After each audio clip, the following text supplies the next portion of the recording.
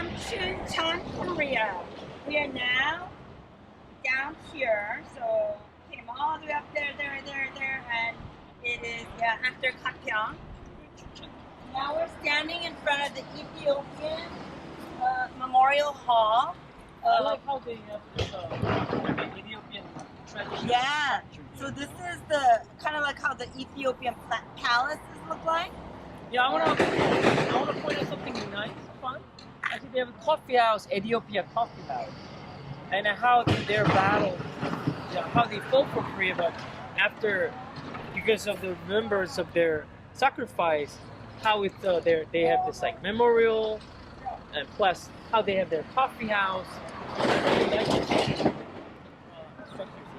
So obviously, because Ethiopia is known for its coffee, and they said that this area is known and it attracts a lot of tourists because of the memorial that we're going to visit. Unfortunately, the memorial hall is closed today because it's Monday, and most memorials are. Oh, I don't want you to get run over. Yes. So across this traffic light, you see the Ethiopian monument. And from what I learned during my visit to Addis Ababa in Ethiopia last year, Ethiopians were one of the greatest soldiers. They never retreated.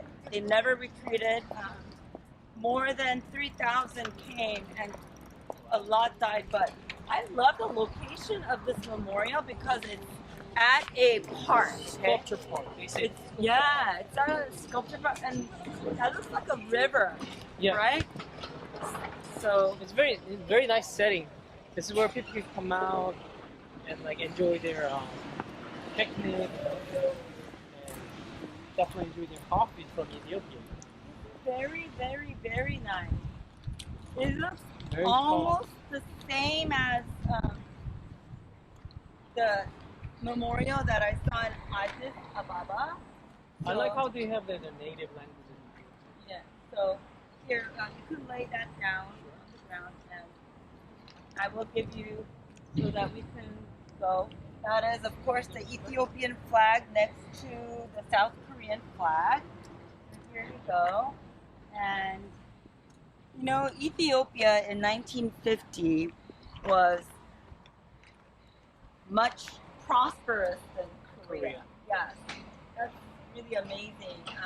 So one thing that the Ethiopian-Korean War veterans told me is how proud they are to see Korea become so prosperous today. And Korea has now become a donating donor instead of a recipient country.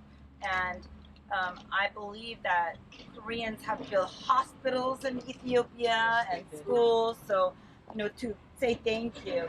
Before we lay the flower, let's see what's in here.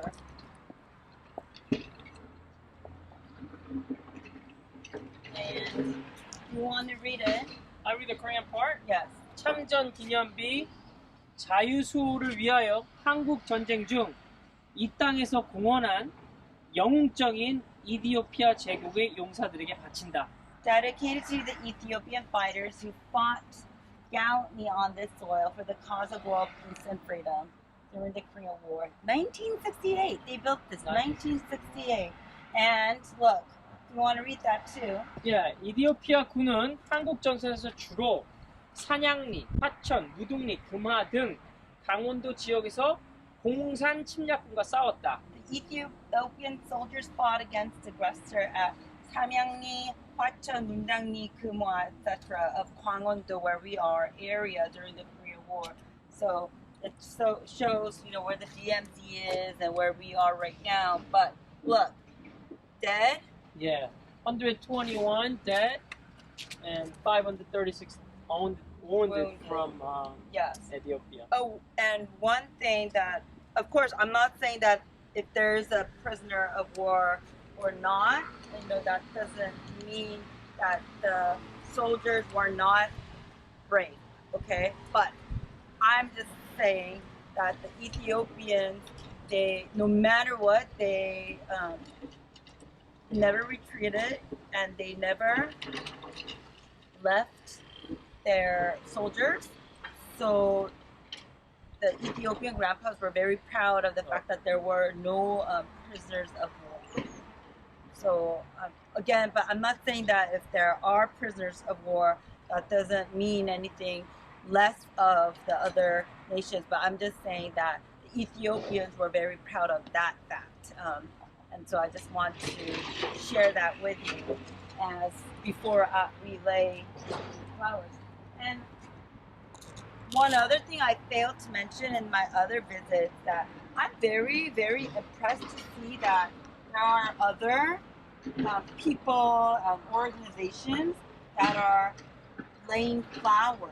You know, quite frankly, it's not Memorial Day. It's not, you know, any significant day, but to have these, to see these fresh flowers, that means somebody or some organization, some people, they're remembering them, you know, frequently, right? I really like that a lot. So let's play it for our Ethiopian grandpas.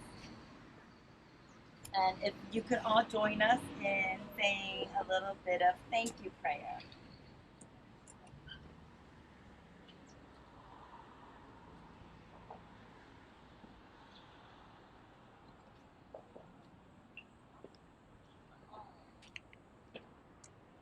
Wow, so this was a tribute to the Ethiopian Korean War veterans, Grandpa Ho-san. Thank you so much for joining me today. My pleasure. This was memorial number 4, day number 3, and I'm just so happy he surprised me with a visit this morning and traveled to 4 memorials.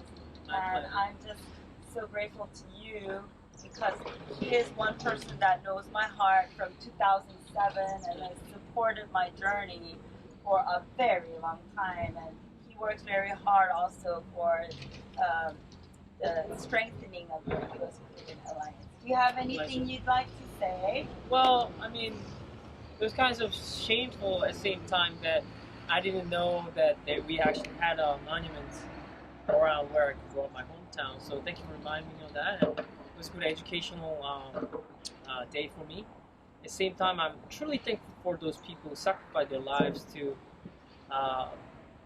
bring the peace to the nation of Korea. Therefore, that I was able to study abroad and meet great people like you here, and I just cannot thank you enough for those people who sacrificed their lives in Korea.